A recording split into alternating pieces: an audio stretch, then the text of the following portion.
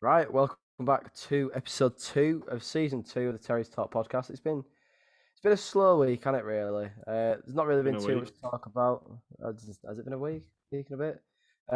But yeah, it's been one of them weeks in football. We've got a game to cover, two games to preview, a little bit of news on the side that we can dabble into, and I think that really covers it for the start of it. I think what was the first bit of with news that we were going to go on about Tino, wasn't it? Really, I think. Wondering, yeah. Yeah, Yeah, we Tino coming talked back. about it last time, but it got confirmed maybe on the day the episode came I out. feel like it was the morning after. I feel like it was the It morning was it after. was, it was I know it was like midday because I was at the gym and I remember my phone was like running out desperately and I had to sprint home to I didn't have to sprint home. I had to sprint to the car to drive home. But no, yeah, it's good. I never really got on with. I don't think any of us got on with Tino all that much in his last spell because he came in injured and he never really got in the side. Except for Um, Coventry away. except for Coventry. Yeah. Everyone always seems to make reference to Coventry away. Um, Coventry's just that game. It's like when you speak about Messi, normally somebody will bring up the Man United game because he was just that bye good that bye. game. Like Tino at Coventry away was just something else. Yeah, I think yeah, a lot of people were tweeting about Tino and going, if we get a full season of Tino and Jari at Coventry away, we're gonna have an unreal season. Yeah. Myself being included in that.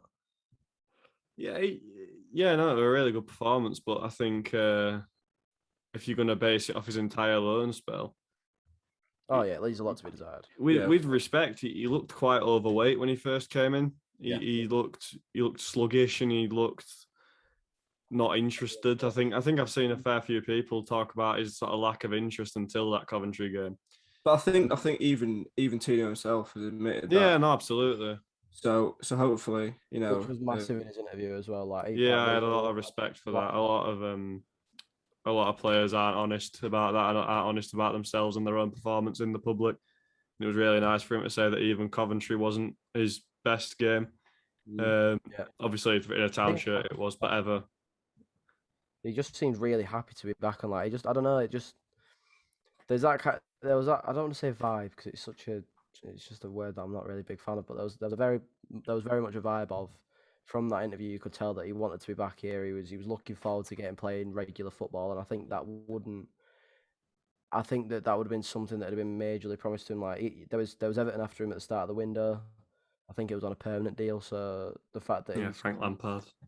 the fact that he's Just coming something with to us do with for a that. second spell will mean that there'll be something in there. I'm going to imagine like there was probably with Tino with Colwell that he gets very regular minutes. So I mean it's another Chelsea loan, so you can't really say Could we anything have too. another sort of Smith Rowe situation because Andrew's had injury problems? Could we have another managing the minutes, which on Burnley's on the measure of the Burnley performance, that could end up royally doing us in at some point. Yeah, yeah. That's something to think about because these Prem clubs don't really, they only care about the player in this scenario. They don't really care about us. But you never know. But It's, it's, it's a signing that you can't really complain about, and No. it's, you it's a know, player that we needed, the kind of player that we yeah, need. definitely, absolutely. But he's got stuff to work on. I don't think you can deny that. So it's a good signing, and it's hopefully not the last, but it's not looking promising at the moment. Uh, but I think that's probably one of the last signings we'll talk about until January. Yeah. Personally, I think we may well be about done. Dean Isles made some comments, I think, in the last week, Yeah, which you never know if that's deflection or try to. You don't know, but I think that could well be our last bit of business, depending on if something comes up. But and there's still what a month left, is there? Just under a yeah, month. I yeah, there mean, is, and obviously with Pearson's injury, you wouldn't be surprised if we looked for a yeah, centre half. I don't know. See, this is the thing I'd like. Part of me thinks we do, but then, well, no, we do. We do. I don't know what I'm saying. We do need a centre half. I don't know Oh what else yeah, I'm no, we saying. need. Yeah. I'm gonna say No. with Romani, do we need one? But then Yeah, Yes. then think about yes, we then think do. about it as Yes, we like do. We'll get on Edmonds Green we'll in a get on bit. to Romani with Yeah, Romani. But Romani, yeah, if you're listening, I love you so much. It's a tough one, isn't it? This transfer business because you've got a question kind of where are we actually going to need to strengthen? Because in an ideal world, I'd say we still need a lot of players. four or Being, five. being correct. I'd say 6. Striker who maybe can score 7. goals. I Do you, think so, I go on, think I sorry. think the question lies in not who we bring in, but who we can shift, because there's some players that just aren't fit to play for Huddersfield Town at the moment. And I mean, we get may as well touch on that now. yeah, So, I mean, oh, there's a there's few one more. positions There's that I one. come off. Speaking of outgoing, just right quick, on the day of the Burnley game, Scott I left. So before we go on to Was it in Burnley, tears? yeah, no, I think this podcast was built on my love for Scott I, if I'm not mistaken. Not that you two had anything to do with it, but no, Scott I, he's a good player. Propaganda. No, he's a good player. He's lightweight and he's got problems, and he sometimes, well, not sometimes, most of the time, he lacks the sort of defensive ability to play as a midfielder. And Jay's frozen, so we'll figure that one out. I'd love to see. See, in a hypothetical world, the idea of Scott High is a really, really nice idea, and potentially a midfield 3 in a year or so time of Russell, Kasuma, and Scott High would be something which would be lovely. But then again, you've got a question: Are we going to have Russell? Is Scott High going to be up to the standard? I mean, I think Rotherham's a really good club for him to be at. I think it's his level. I think he's probably a little bit too good for League One. With all respect to League One, I really, really like League One. I think it's a great league, but there's a lot of talent in there. But I think he's a bit better than that. And I hope he gets minutes at Rotherham. I think he deserves minutes at Rotherham. I think it's a good club for him to be at. Paul Warren's a manager I hold in really, really high regard. So bottom line is I just hope it goes well for Scott. But I don't know if I'd have loaned him out because we're looking a little bit light. I think. See, in an ideal world, who do we all think? Like, if we go through position by position, I think we can all say a new backup keeper would be lovely. It won't make my top 5. Would you not? No, I'd much rather centre forward, centre midfielder, probably 2 centre midfielders. I'd say we need. Part of me says we need 2 strikers before we need 2 midfielders. I think. No, I don't think so. I think you've got. I don't know, especially if Rhodes stays. If Rhodes goes, 2 strikers. But we don't know what's going on with that. That's another story, isn't it? Really. It is, yeah. But point is that there's work to be done. Scott leaving and Tino coming in. There's still, I think there should be plans to bring stuff in, but is it going to happen? I'm not sure. But let's talk about why it needs to happen, because Friday night, Burnley, it was not great. It was really not great. It was somewhat embarrassing. It was, yeah. I don't often say that because a lot of the time I think, how can it be embarrassing? Because no one else really cares about your football club. But because it was the first game of the season, it was the first football in England of the season. Yep. And, the first zoom in of the crowd, with that one really bad-looking guy going like that, whoever he may be, I don't know. He looked like he'd had one too many, but, it was not great. And I think that first summed us all up. Yeah, because that first half, and I stand by this to this day, I said it on the night, but I stand by it. I think that first half is the worst Huddersfield Town performance since we got relegated from the Premier League. I'd agree. I cannot think of a worse one. I take your Norwich 7-0s and your Fulham 5-1s and that horrible Preston game this time last year and all of them. That not one of them was as bad as that Burnley performance. We didn't do anything. It was just a side devoid of any ideas or any spark, and I think I don't want to say I've just gone and watched the game back, but I was watching a live stream and the guy was analysing how Burnley were playing, and I obviously, as a Huddersfield fan, was kind of looking at how we played, and there was no game plan, but there was a game plan. They just couldn't do it, which was baffling because it's a side last year that prided themselves on being a squad with a lower budget, potentially aren't the best players in the world, but will play for a manager, and they just didn't look like they were able to play for Danny Schofield, and that's really worrying because the B team lads look like they can and look like they would play for Danny Schofield. First team lads didn't look like they had the vaguest idea, and it was just the fundamentals. Like there was Hogg just awful. Hogg was. I don't even know how to say this without having to we've just got onto Spotify. If you're listening on Spotify and Apple Music, we've just branded ourselves as a non-adult podcast with having to say that we're not explicit.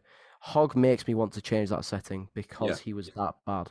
He was. They're all that bad. absolutely awful. He was bad, but I'm stunned you've used him as the example when you've got the others on offer. Joshua Karoma should never play football again. No, I feel bad for Josh Caroma. I feel bad, but he's there's limits. just But when's it going to end? Like, when's it going to end? Because what was that? So in my mind, Josh Caroma, Romani Edmonds-Green, and Dwayne Holmes, shocking. And as much as I love him, Ollie Turton, they looked completely. I'd say Tate was better than Ruffles. Ruffles was Really. Jay, be careful. Sorry, yeah. Be careful with that language, mate. We're on telly. No, On the watershed. there was so many just poor performances. I think I cannot pick out maybe Tom Lee's. Okay. Yeah, but Lee's is always sound, isn't he? He's never really had a shot. He got ran in behind easily though. That was my problem with Edmonds-Green. Barnes was all over him. So Ashley Barnes is a very good seasoned striker. He does a job, and he has done a job for Burnley for. He'll be excellent in this system for Burnley. Yeah, absolutely. And company clearly got the best out of him, but to be ran in behind as a young athletic lad by Ashley Barnes, however many times, if it was once or twice, fair dues, he's getting in the better of it, he's got good movement, but sometimes raw pace just speaks. As a wide centre-back for Rotherham as well last year, you'd expect Romani to be kind of able to deal with those kind of players. And maybe it was because he was in a back four. The thing is with Romani, I don't know that. It was a poor performance. End of. Well, the team performance. I see myself as understanding the game quite well, and I cannot. I don't understand what our game plan was. I don't. Because it wasn't quite, we weren't quite sitting all the way back, but we stood often. Yeah. Midfield was non-existent. Yeah. Absolutely no. John Russell and Johnny Ogg just, the pressing and there was no cohesion to it. There was no rhyme or reason to any of them stepping out. Danny Ward fed off scraps. He didn't press the ball. And he didn't get much to work with, but he didn't really. Who was it? Harwood Bellis and Charlie Taylor on the night, who were at centre back, and and then Matson and Roberts. Yeah. Matson. I don't know whether we just he's probably a good player, but he looked like Matson or something like. Matson looked brilliant. Connor Roberts, I was really impressed with. Josh Cullen, going to be a good signing on the show. Yeah. Wow. Yeah, I would do a lot of things with Josh Cullen. And the thing is with Burnley, I mean, they're a good side. Company's got them playing very good football, but half the time we let them. We were chasing half the time. Most of the time, 70 minutes we let them do it. The game for a brief moment in the stands. So first half, terrible performance. Then players, done nothing. And then Tino Angerin and Jack Rodoni come on 10 minutes too late. First and foremost, they come on 10 minutes too late. They should have been on from half time, arguably more. Arguably too late. I think the thing as well is like when you look at if you look back at like for example when Burnley had the ball with the goalkeeper and with the defenders, there was Karoma coming into the middle, as in like he's a third central player to mark the switch which Cullen was doing. This is off the top of my head, so if I'm mistaken, let me know. But Holmes would kind of act as the striker. Ward would go out to the left, and then Sarber would be out on the right, and then Hogg and Russell would just kind of pressure. And it didn't make any sense as to what we were kind of doing with the press. Like it looks there's going to be differences between Schofield and Carlos, but in terms of pressing, you'd expect it to be fairly similar. And you'd expect Ward to be the furthest man forward when pressing, and that's West Brom away. Brilliant piece of pressing from Ward, and he gets a goal from it. Oh yeah.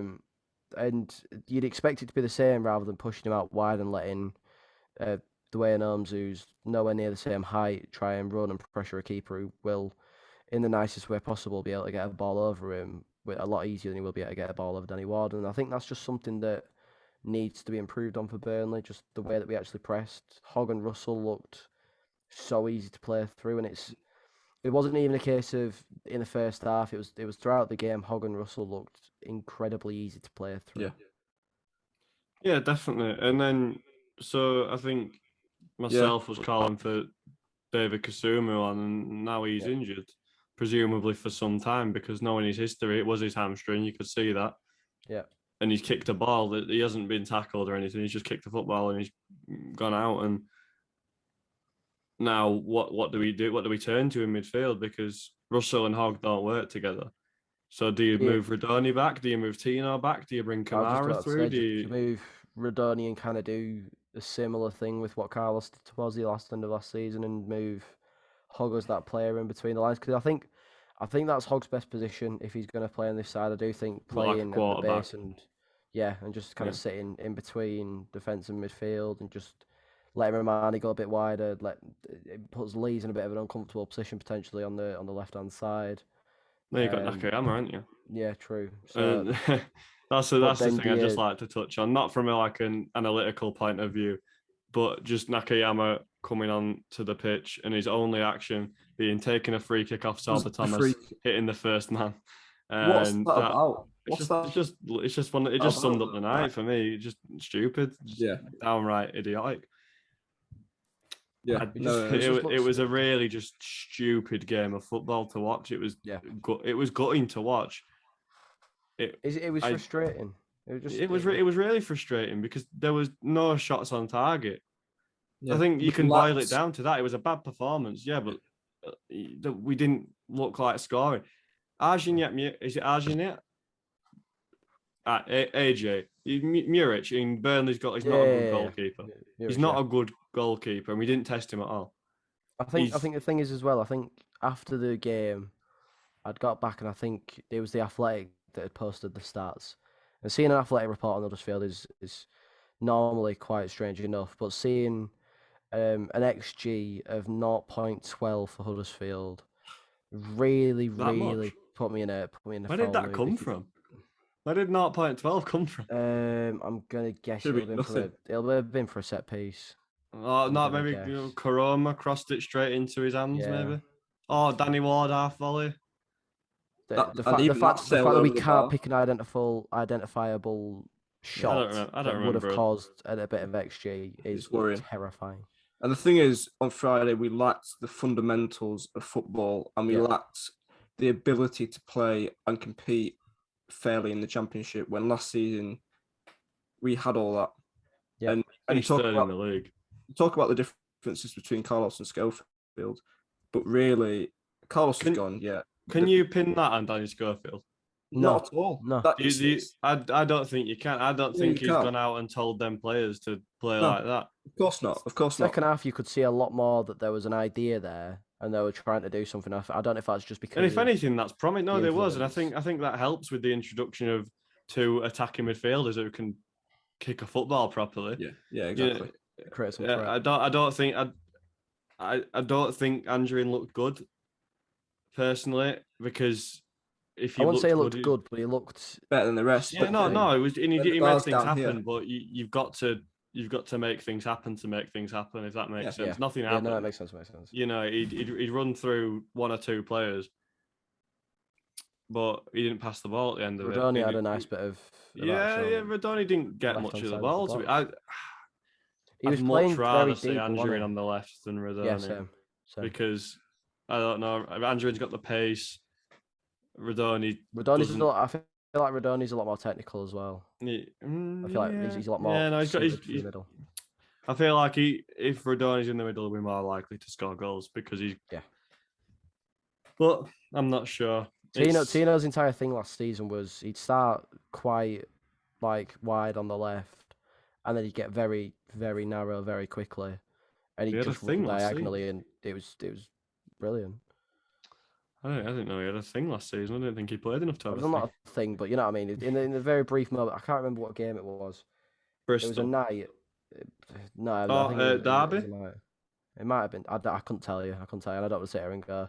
It was on the 4th of April against whatever. But I can remember watching him, and he ran in from the left-hand side, and I thought, right, if we get a few months of this, we'll do all right. And then he played 2 or 3 times more and didn't come on at Wembley for whatever reason. But Carlos Corberán, thank you very much for your time at Huddersfield. And oh yeah, that's one more thing as well. But we'll we'll come back to that one. We'll come back to that one.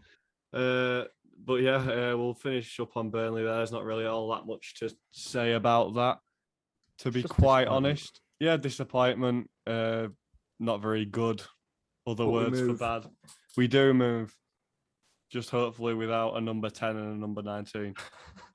Anyway, no, I shouldn't say that. But and a number 6. Or should I? He's on 4. Oh, boo you, Ben. Boo you. No, right. I love Hogg, but we agreed we wouldn't talk anymore about Burnley. We did, but I didn't get that water in the end. You spoke about no 10, no 19, and if you're allowed to push your agendas, popular opinion. It's not an agenda. It's fact. It is fact. Hogg was woeful, and I feel like I don't know. I feel like if we're to start him, it needs to be as a player in front of the defense. It needs to be a shielding player rather than in a midfield too. Anyway, Carlos Corberán. Anyway, yeah. Anyway, Carlos Corberán, right? Gone to Olympiacos, who is owned by Jay. Say the name, please.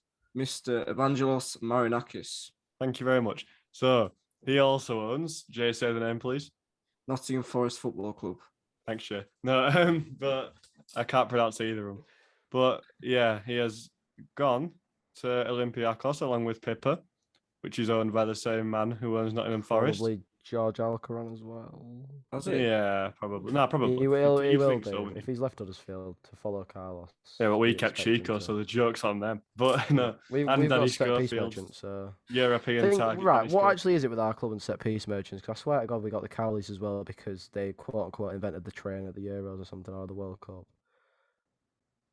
Am I waffling? Yes. Yeah. I swear the Cowleys were involved Who is Danny Cowley? No, I swear the Cowleys were involved with the corner routine at the World Cup. Is that their claim to fame? Oh, where they queued up? The love train, yeah. Oh, yeah, right. Yeah, I'm with you. We've got an obsession with set piece merchants. Up the checker. Chico's on fire. Well, when you employ Sorba Thomas, we didn't even talk about him. No, it's fine. When you employ Sorba Thomas, whose one thing that he can do is corners and free kicks. He can do 2 things. One of them is moan. Incessantly. What do you mean by that? No, oh, Jesus Christ. Right, no. Anyway. No, so Carlos has gone to Olympiacos. It's a bit... There is things dodgy, that can be said. It's a bit dodgy, yeah. Not be said because we do not want to be held liable, but there is a stinking thing there that... Do you think he's been tapped up? Yes. Yeah, no. Probably. I think he has. No, I think he genuinely did want to leave, but I think he wouldn't have left without another job offer. Yeah. No, but there's so many things that you can question about playoff final, etc. Oh, you're getting down such a wormhole there. If you start talking about has he been tapped up, then you go, when did he get tapped up? Because then it's a question of right. Let's say start of May, he taps him up. No, Naby Sarr. Yeah, we'll play him at playoff final. Pippa. Oh no, Ben, no. The sneaky preview. No, it's, you know what I mean? When you ask that question. How deep does the rabbit hole go? No, not very. I just think it's plain and simple. That a lot of me does think that hypothetically, if this season for Forest goes wrong and Cooper does go, it might be a backup plan. Could be. Keep. Look how long Olympiacos keep managers. Like they hire and fire them very, very quickly. It is a weird appointment for them. I'm not an Olympiacos fan, but for someone like Carlos Corberán, who took as long as he did to 2 years to get us to a decent degree. Well, not even 2 years, like a year and a half to get us to still a long time. Somewhat in these days. Decent time of standard and where you could go right. Huddersfield style of play is this. It took us a year and a half. Is he going to get that Olympiacos? Probably. Given the fact we nearly got relegated in our first season. He's got a Europa League game in 2 days, I think. Wow. On Thursday. I can't remember. It might be. I can't wait to watch them and Belgrade, watch Pippa play as an inverted wing back again. Or just anything. I just can't wait to watch Pippa play because it's hilarious. and he kept the number 2 off my goat for a year. Anyway, Carlos has gone to Olympiacos. It's a little bit dodgy, but he's got a new club. So congratulations, Carlos Carbran. Yeah, well done. I'm sure well he's done. watching. I'm sure he's well watching. done, Carlos. I don't hold anything against him. No, don't blame him. Star of the week. Oh, Terriers Talk Star of the week is Jay. Say the Forest guy's name again. Mr. Angelos we're not giving it to him. We're not giving it to him. But he took Harry Toffolo off us. He's got to get some sort of credit. Give it. No. Harry, if you're listening, thank you for reading my article that one time. I really appreciate that. Boo. Yes. Boo. You've got such an agenda against him. Right, we got a new bloke as assistant manager, George Alcaron. You're a fraud, and I never hope you play football again. Sorry, that's a reference to Ty from Arsenal Fan TV. Cheers, Paul Hardsley, I want to say his name is. Jesus Christ, we were a professional operation at the Terriers. No, we are. It's just it's Paul Hardsley. It's Paul Hardsley. Right. We've got Paul Hardsley. It's not Paul Hardsley. A wealth of experience. UEFA Pro license. Bosh. He has taken the Danny Schofield job in approximately 13 months. When he goes to Olympiacos. Yeah, mate. No. Understudy Carlos Carbran or Chris Paul. You can never complain about assistants being hired, can you? Unless they're like Colin Bell. Well, no, Colin Bell was a good guy. What did Colin Bell do? Was he the one with the quiff? Yes. He had a really nice. What was the Barnsley one? What was his name? Was that Colin Bell? No, that was Colin Bell.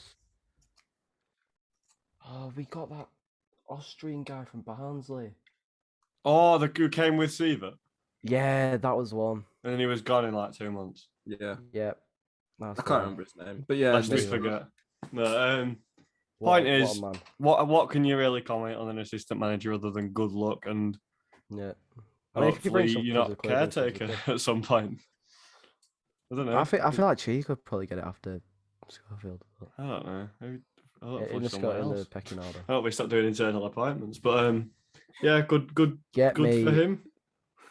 What's his name? Get me Sean Dash. Sorry. Right, we passed that point. Right, yeah, we are. Right. Point Carlos is, welcome, Lee. Appointment manager, new assistant manager comes in. Thank you very much. Good luck. Now to speak about his former club, Birmingham. Yep, Birmingham. Oh, what a great transition. That was clean. Yeah, man. There's a reason I am. I'm excited. We're all going. All three of the Terriers Talk are going. Feel free to get a picture. Yeah. Please. If you're listening to this on your way down, I hope you're having a nice drive. And we now do train. We now do autographs. Do we? Yes. My autograph's really easy. Signatures really easy to replicate. Well, that's brilliant because I've just planned a HMR revenue tax thing with your signature. Right, how are we going to do it, babe? How are we going to do? We need to stop waffling. How do you know? Because we could hypothetically turn up with an entirely new setup. A lot of players drop, a lot of players in.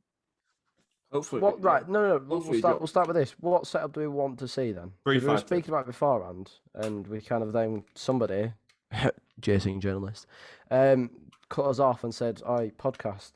And so now we're talking about on the podcast to impress Jason journalist. You know what, Jason journalist, you start since you were so eager. So you're Danny Schofield for a day. How do you set up for Birmingham? Without Josh Cromer and Dwayne Holmes. You know, for someone called Jason journalist, you're incredibly lazy. No, but seriously. That's horrible, chat. Seriously, though. Yeah. Midfield looked incredibly light. Static. Poor. Lackluster. I think that those two holding midfielders, they don't do their job well. The double pivot just didn't work. It didn't work. It really didn't work. And all credit to Junior Bakuna, who probably will play against us on Friday. There you go in with this shit. He is quicker than both Hogg and John Russell. Yeah. If he runs, he's not even quick. He's not even that quick. And that's the thing. If Russell, stepping out and literally not even putting a tackle in, Bakuna knocks it past him, they're onto something. Neither did Hogg, but we'll drop my agenda. No, I mean, but yeah. Anyway, they were both They're both lackluster. They just. I think my terminology I tweeted on Friday night was, I think it perfectly summed it up, that it was like table football, but Burnley didn't play table. Yeah. It was like table football. You know that film from like ages ago where like there's table football and they come off the sticks. Unbeatables. Yeah, that's the one. It was like that. We were stuck on table football. Yeah. Burnley just broke the lines very easily. It was very, very, very, very easy to break down. No, it was. What a great film that is. I haven't thought about that film in a very long time. That's an incredible bit of. That's up there with goal. What's the solution then? Midfield 3? We need more bulk in midfield, yeah. Midfield 2 with Hogg behind if he's gonna. Well, yeah, you know what I mean then. So it's basically a midfield. It's either a 4-3-3 or a 5-2-3, I think. With Hogg dropping in. Or a 3-5-2. More of a quarterback. Yeah. And he does that well. He saw him do that towards the end of the season. He did that quite well. But then, do you put Romani where he's comfortable, where he played the entirety of last season as a right centre back? Yeah, no, I don't think he played well at Burnley, but I'd be all right with that. Yeah. But then, do you put Leeds at left centre back? Well, you got Yuta. No, you put Nakayama there. Stick Leeds in the middle. But that means you drop. That means you keep Jonathan Hogg as a holding midfielder potentially. You keep him as a halfback over a Tom Lees. He's in between the back 3 and the midfield 4. You know, Hogg and. Well, we don't need to go into positionally, you know what I mean? But so hypothetically, in this 3-5-2, let's break down the entire game of football in an hour and a half podcast and talk about why Jonathan Hogg needs to play in this position. If you ain't clicked off, now's the time to do so. Shouldn't say that, should I? The point is, if I'm Danny Schofield, 3-5-2. I feel like that's just going to work for us. Well, then lineup. Why don't we talk lineup? Because then you can put it into. Right. Okay. So if I'm putting it into words, you got your Lee Nichols, obviously, and then you got your Nakayama, Tommy Lees, Romani Edmonds-Green. Would not be opposed. Ollie Turton, John Russell, Johnny Hogg, Jack Rodoni. What? Rodoni's the wing back. Yeah. No, those are the 3 in midfield. Yeah. Who's the left wing back? I haven't finished. All right, my bad. Sorry. Sorba Thomas. Agreed. Tino Andrew, Danny Ward. Nice. I'd love that. Yeah, no, because clearly not having that bulk in midfield ruins us. Yeah. But then the question. Sorry, go on. No, I wasn't really going to say. The question then is where's Hogg gonna? What does Hogg do in that 3-man midfield with a 3-back? The ball winner. You're a ball winner, you're a ball player, and you're attacking midfield. Right enough. What else could you want in a midfield too? I don't know. I just feel like Kevin De Bruyne. I've got nothing more to contribute because I completely agree. Like last week, if Kasumu, if this was Kasumu and he was still alive. Oh yeah. Can we just talk about the fact that Kasumu literally got told we were going to get a combatant midfielder who's injury prone. Who's made the cardboard 10 minutes and got a yellow and injured. Like that's the entire. There's nothing more to talk about because exactly. He looked good when he came on. The concept of it is beautiful. He looked pretty good. I think the ideal midfield 3, if we're going to play a 5-back, is like you said, Sorba. I'd say Kasumu, Russell, and then Turton, and then Rodoni playing just in front. Or have Rodoni and Tino as 2 free-flowing 10s, but that's just an ideal world. That's a bit complicated for our little brains. I've never seen us fill town with 2 free-flowing 10s behind. Who does play with 2 free-flowing? 2. 1860 Munchen on my Football Manager save. Forest Green. I don't watch Watford. Forest Green to tell you. Well, yeah, Forest Green don't anymore, but Watford did. Yeah, they looked I good last night. It'd be lovely to see, but I don't think we're ever going to see that. And I think we're probably more likely to see one of Tino and Rodoni out wide if we're going to play 5. I don't think they'll both start. No, I don't think they'll both start. I think Tino will start. I can't even speak about Karoma and Holmes without stuttering because it makes me that angry. I just hope. How likely do we think that one of them's dropped completely? Not completely. Not completely. Do you think it's possible? In this squad. Do you think it's possible that Danny Grant comes in on the bench and Karoma's? You'd hope so, because he scored an absolute belter today. You'd think, wouldn't you, for a performance that bad? At a lot of clubs, you wouldn't. You'd say if he's in the squad on Birmingham, he's not in it on merit. No, of course not. But I don't think he's taken out the squad either, because like the ideal is, and I think 99.9% of Huddersfield Town shareholders, right? Somebody did business in this call. Shareholders is the one where you have an interest in something, don't you? Stakeholder. 99.9% of Huddersfield Town stakeholders, barring the 0.1%, which is Josh Kramer's family and close friends, want to see him not involved in the matchday squad and would rather see Danny Grant start or have a role in that squad. Because it does make sense. I'd rather see Conor Mahoney. Yeah. Either or. But I just don't. The thing is, something about Danny Grant. The idea of Danny Grant is just lovely, isn't it? Exciting. Young lad, and he's raw. That's what you need. Defenders don't have a really. And the thing is, it's not even like 1 or 2 B team games. It's been consistent since he's been injured. That he's a very good little player. Yeah. But the chances of him actually featuring against Birmingham are very slim, because you've got Karoma, who not on merit, but on past performances and his role previously at the club, he will get in ahead of that.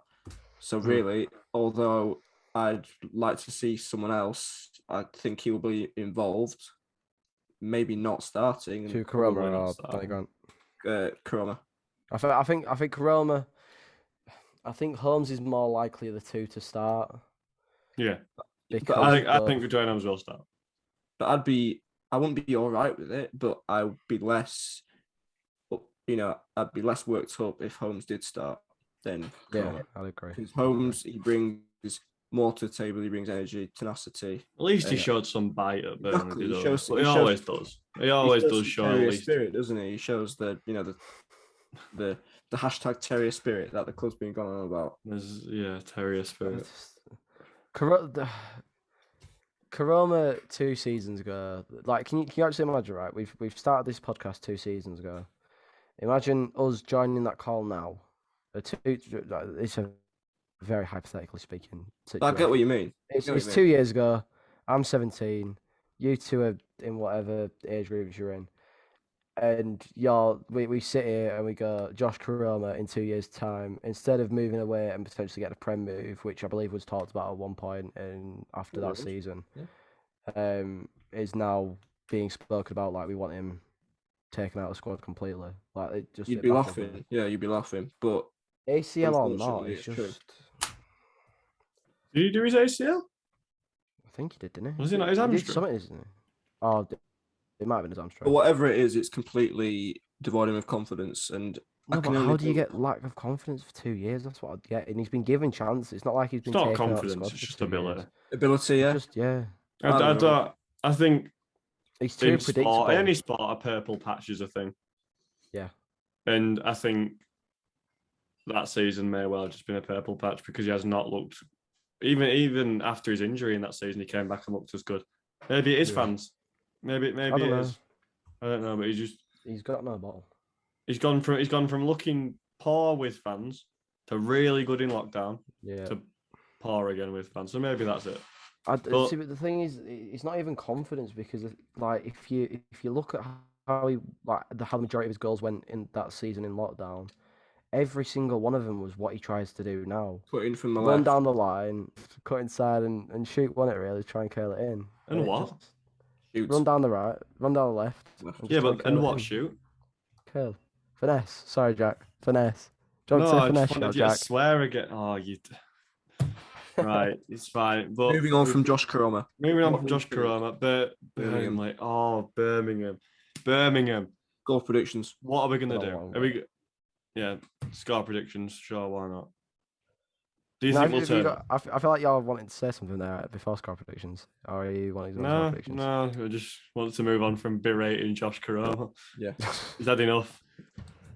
2-1 Town just. 0-0. Fair. 1-0. To whom? Huddersfield. No. If you're not watching, you're listening on Spotify. Ben just did the cutest little smile as he said Huddersfield. I want it to be Huddersfield. Part of me wants to say we'll win 3-1 and we'll have a fun day out. But I said 2-1 against Burnley, and that didn't really happen. So I'll go 1-0. 1-0. All right, fair. All right, yeah. It depends if we turn up, because who plays. It's early Terriers doors. will be turning up, mate. Oh, we all will. All three of us, 100%. And several other men who will be there, and women. What do you mean by that? No, we just know many. We know a great many people going. A lot of our chums are going. Chums. Yeah. So, no. And just like that, viewership and listenership of the Terriers Talk podcast has sunk. Sunk from nothing to a little bit less than nothing. Preston. No, the reviews on the Terriers Talk podcast this week. Right, we need to stop talking. I need to stop talking about it in the third person. Ben, the podcast has done very well. Preston. Listen, lads, I've got a Nando's to go to, so if we could just wrap this up, that'd be great. No, Preston. I think this is where we get Danny Grant in. Yeah, probably. And you like sub Danny Grant, Kamara? Yeah. Not many, a few. Yeah, Kamara, Grant, maybe Diarra and Brody Spencer on the bench. Yeah. Do you get a Chapman, You get one of them. Yeah, one of them. You'd hope so, because are we all in agreement that when this fixture got drawn, it was the most uninspiring and most it was just let down, wasn't it? No one really. I'm on holiday. I don't really care. Yeah. I'm not going. I can't remember who it was. I thought we got we were one number Blackpool or we were one number Bradford away. Yeah, which would have been cool. Bradford away would have been fun. Yeah, but I think. Wait, are we at home? Yeah, we're at home. Yeah, we are. But yeah, there's not much. John Smiths, buy your tickets now. £10 for an adult, £5 for a concession. I'm in Cornwall.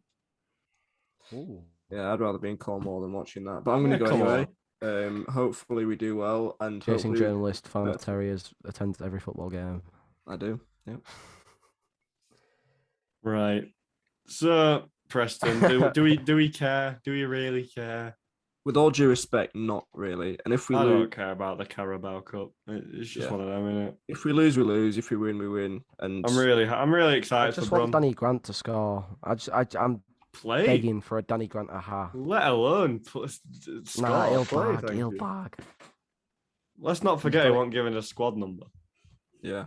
Yeah, that is rather frustrating. He's got 28, but he won't give one officially. It's par from the club, that. It is par. Is it? Yeah. Why? Well, if you look at some of the other names that have got a squad number, Josh Cromer, then he's in the V team. Allow it. Danny Grant should get one. Yeah, but there's a few. Yeah, no, I agree. I agree. No, I agree. He should have got one, but he's in the B team, so he didn't. 6.5 dozen. You can look at it from both aspects, I think. Yeah, no, but I think it's a matter of when. As a wise man once said on Twitter.com, football is a game of opinions. Yep. All right. Well, this is clearly dwindling down, so I think it's best that we wrap it up. Predictions for Preston before we go. I really don't think I can predict it, but hopefully Tom win. If we don't, I won't. Fantastic analysis. Cheers, Jay. Well done. I'll go 2-1 Preston. The bar for seeming less interested about the game by Jay was set so low, and you've nearly managed to eclipse it. I'm going to say 3-1 Town. Danny Grant hat-trick. Hey, lads. Ryan Lowe just scores from the halfway line. He is Preston's manager, if anyone's listening and doesn't know who Ryan Lowe is. But yeah, we'll leave that one there today. A very interesting episode that probably definitely shows how much Burnley Huddersfield took it out of us. But yeah, we'll be back. Josh Corona, next week. Fraud. Heavy fraud watch. Please still be back next week because I've just remembered I am away. So they will be covering Join us from Cornwall. Before Stoke. No. But yeah. That's the beauty of Zoom. I'm trying to close the podcast. Stop talking. Thank you very much for watching and listening this time to the Terriers Talk Season 2, Episode 2. Like and subscribe if you're on YouTube, and if you're on Spotify, if there's the equivalent of that, do it. I'm not sure. But yeah, cheers. Thanks, guys. You can review the podcast on Spotify, actually, rate us 5 stars. Or 4. 3 if you want to be really harsh. Yeah, don't be 3. Right, we'll see you later, guys. Thank you very much. Bye-bye. Bye.